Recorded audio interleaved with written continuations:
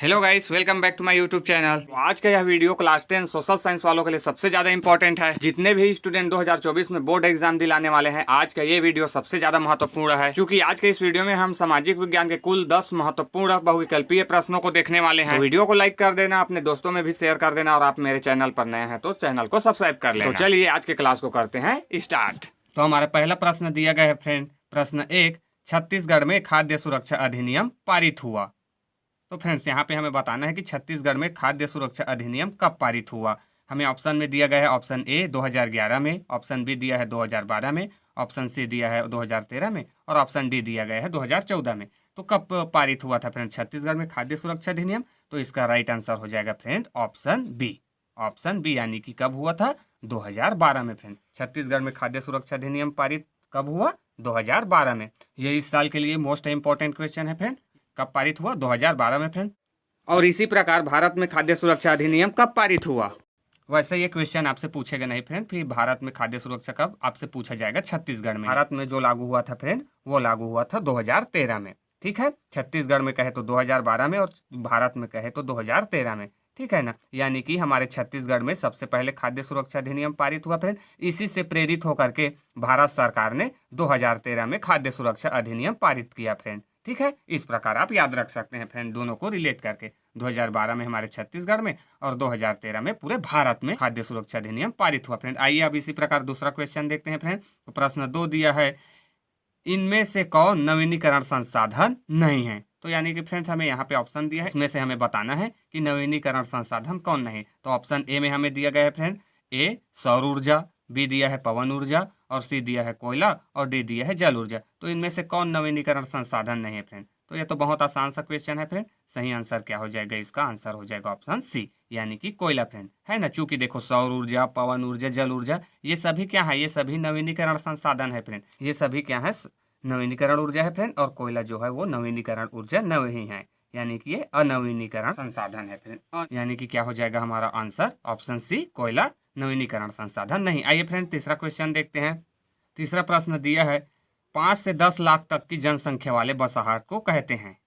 तो हमें option A में दिया गया है फ्रेंड, ए नगर, बी महानगर, सी कस्बा, और डी दिया है वृहद नगर। तो क्या कहेंगे फ्रेंड 5 से 10 लाख तक की जनसंख्या वाले बसाहट को? तो जाहिर सी बात है फ्रेंड, हमें 5 से 10 लाख कहा गया है, जो कि एक बहुत बड़ी जनसंख्या है फ्रेंड। 5 से 10 लाख बहुत बड़ी जनसंख्या है, इसलिए हम उसे क्या कहेंगे? नगर तो कहेंगे नहीं, क्या कहेंगे? महानगर कहेंगे फ्रेंड। उसे क्या कहेंगे? वो महानगर में आएगा फ्रेंड, यानी कि उस बसाहट को महानगर कहते हैं फ्रेंड, जहाँ 5 से 10 लाख की जनसंख्या होती है। ठीक, आइए फ्रेंड चौथा क्वेश्चन देखते हैं। चौथा प्रश्न दिया है, निम्नलिखित में से कौन सुरक्षा परिषद का स्थायी सदस्य नहीं है? तो फ्रेंड यहाँ पे हमें बताना है कि निम्नलिखित में से कौन सुरक्षा परिषद का स्थायी सदस्य नहीं है। ऑप्शन में हमें दिया है ए अमेरिका, ऑप्शन बी रूस, ऑप्शन सी जर्मनी, और ऑप्शन डी ब्रिटेन। तो इनमें से कौन सुरक्षा परिषद का स्थायी सदस्य नहीं है फ्रेंड? तो इसका राइट आंसर हो जाएगा फ्रेंड ऑप्शन सी, जर्मनी। ठीक है ना, सुरक्षा परिषद में 5 देश हैं फ्रेंड। कितने देश हैं सुरक्षा परिषद में? 5। अब ये 5 देश हैं तो इनका काम क्या होगा? तो जाहिर सी बात है फ्रेंड, ये 5 देश जैसा कहेंगे वैसा ही सभी देश में होगा, इसीलिए इसे कहते हैं सुरक्षा परिषद, सिक्योरिटी काउंसिल। ठीक है ना, तो ये 5 देश का समूह है, ये 5 देश जैसा कहेगा फ्रेंड वैसा ही सभी देश में किया जाएगा। ठीक है ना, इसीलिए इसे सुरक्षा परिषद कहते हैं। तो इसमें अमेरिका, रूस और ब्रिटेन, ये तो सुरक्षा परिषद के स्थायी सदस्य हैं फ्रेंड। और दो कौन कौन से देश होंगे तो उसे भी चलो मैं बता रहा हूँ। तो अमेरिका, रूस, ब्रिटेन हो गया 3, और ये चौथा हो गया फ्रेंड फ्रांस। फ्रांस है, और 5वां है चीन फ्रेंड। ठीक है, ये चीन। तो ये 5 देश ऐसे हैं, अमेरिका, रूस, ब्रिटेन, फ्रांस, चीन, जो जैसा कहेगा वैसा ही सभी देश में होगा फ्रेंड। तो हमारा क्वेश्चन ये है फ्रेंड कि क्या भारत को भी सुरक्षा परिषद का स्थायी सदस्य होना चाहिए? कमेंट करके जरूर बताएं फ्रेंड कि भारत को भी सुरक्षा परिषद का स्थायी सदस्य होना चाहिए कि नहीं, या बनाया जाना चाहिए कि नहीं। ठीक है, तो कमेंट करके जरूर बताएं फ्रेंड। तो इसका राइट आंसर हो जाएगा फ्रेंड जर्मनी। ठीक है ना, यानी कि जर्मनी सुरक्षा परिषद का स्थायी सदस्य नहीं है। ठीक है, आइए इसी प्रकार 5वां क्वेश्चन देखते हैं। 5वां क्वेश्चन हमें दिया है, भारत सरकार का केंद्रीय बैंक है। तो फ्रेंड हमें भारत सरकार का केंद्रीय बैंक बताना है, जो कि ऑप्शन ए में दिया है भारतीय स्टेट बैंक, ऑप्शन बी दिया है भारतीय सेंट्रल बैंक, ऑप्शन सी दिया है राज्य सरकारी बैंक, और ऑप्शन डी दिया है भारतीय रिजर्व बैंक। तो भारत सरकार के केंद्रीय बैंक को क्या कहते हैं फ्रेंड? तो इसका राइट आंसर हो जाएगा ऑप्शन डी, यानी कि भारतीय रिजर्व बैंक फ्रेंड। ठीक है, इसे ही कहते हैं बैंकों का बैंक। भारतीय रिजर्व बैंक को ही कहते हैं बैंकों का बैंक, और यही भारत सरकार का केंद्रीय बैंक है फ्रेंड। ठीक है, यही सभी जो नोट हैं, सिक्के हैं, पैसे हैं, वो जारी करता है फ्रेंड। कौन? भारतीय रिजर्व बैंक। ठीक है, आइए इसी प्रकार छठवां क्वेश्चन देखते हैं। छठवां क्वेश्चन हमें दिया है, द्वीपों का देश कहलाता है। ऑप्शन ए में हमें दिया गया है इंडोनेशिया, ऑप्शन बी दिया है नाइजीरिया, ऑप्शन सी दिया है भारत, और ऑप्शन डी दिया है वियतनाम। तो किस देश को कहते हैं फ्रेंड द्वीपों का देश? तो इसका राइट आंसर होगा फ्रेंड ऑप्शन ए, इंडोनेशिया। यानी कि इंडोनेशिया को क्या कहते हैं? द्वीपों का देश। ठीक है फ्रेंड, ये बहुत सारे द्वीपों से मिल करके बना है, इसीलिए इसे द्वीपों का देश कहते हैं इंडोनेशिया को। ठीक है, इंडोनेशिया को कहते हैं द्वीपों का देश। ठीक है फ्रेंड, आइए इसी प्रकार सातवां क्वेश्चन देखते हैं। सातवां क्वेश्चन दिया है, हिटलर घोर विरोधी था। हिटलर घोर विरोधी था। ऑप्शन ए दिया है ईसाइयों का, ऑप्शन बी दिया है मुसलमानों का, ऑप्शन सी दिया है बौद्धों का, और ऑप्शन डी दिया है यहूदियों का। तो हिटलर किसका विरोधी था फ्रेंड? तो अगर आप पढ़े होंगे हिटलर के बारे में तो आप जानते होंगे फ्रेंड ये किसका घोर विरोधी था। तो ये था फ्रेंड यहूदियों का, यानी कि इसका ऑप्शन डी राइट आंसर हो जाएगा फ्रेंड, ऑप्शन डी यहूदी।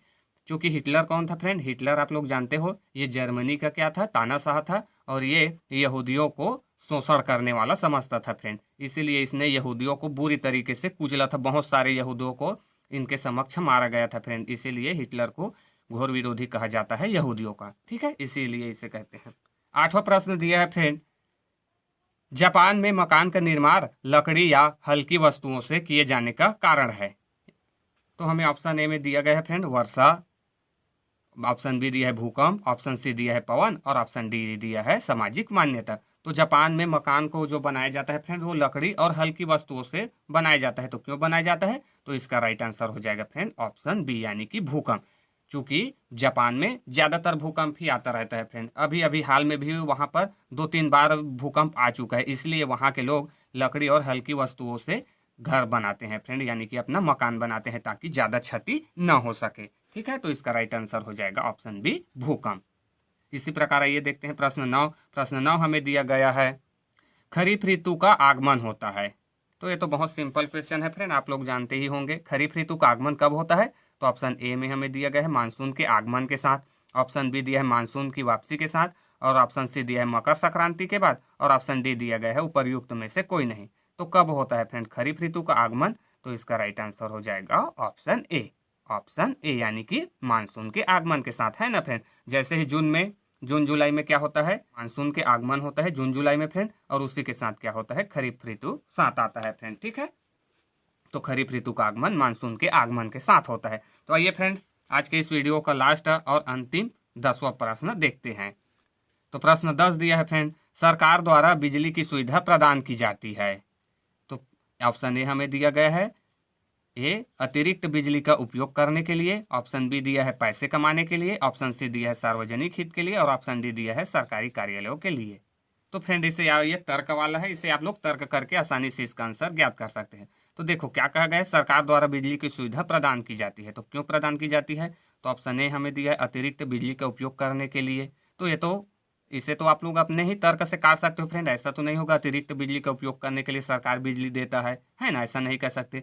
ऑप्शन बी दिया है पैसे कमाने के लिए, तो ये भी नहीं होगा फ्रेंड, इसे भी हम काट सकते हैं। पैसे कमाने के लिए क्या अतिरिक्त बिजली देगा? नहीं। और सी दिया है सार्वजनिक हित के लिए, हाँ तो ये हो सकता है फ्रेंड। ठीक है, ये हो सकता है सार्वजनिक हित के लिए बिजली की सुविधा प्रदान की जा सकती है, तो ये हो सकता है। और डी भी देख लेते हैं सरकारी कार्यालयों के लिए, तो ये भी नहीं होगा फ्रेंड, यानी कि हमारा इसका आंसर कौन सा होगा? सी, सार्वजनिक हित के लिए फ्रेंड। ठीक है, यानी कि सरकार द्वारा बिजली की सुविधा प्रदान की जाती है, क्यों? सार्वजनिक हित के लिए। सो फ्रेंड आज का वीडियो यही तक था। आपको वीडियो कैसा लगा कमेंट करके जरूर बताएं friend. Thanks for watching till and.